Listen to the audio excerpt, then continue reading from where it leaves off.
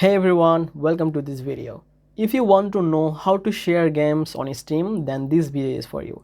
In today's video, I will show you how to share games on Steam. Open Steam or go to store.steampower.com and from here click on settings. Now in the left section just click on security and from here make sure that your Steam card is enabled.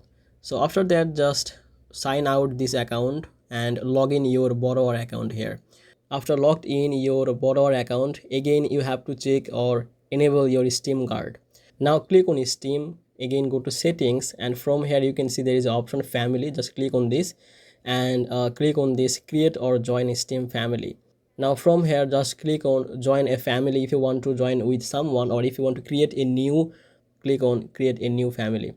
And this is how you can share your games on Steam. If you found this guide helpful, then please make sure to like this video and subscribe this channel.